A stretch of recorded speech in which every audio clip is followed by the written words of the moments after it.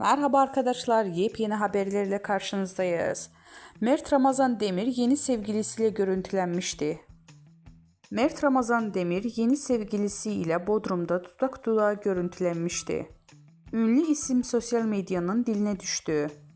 Görüntüleri izleyen bazı internet kullanıcıları Afra Saraçoğlu'na benziyor ifadelerini kullandı.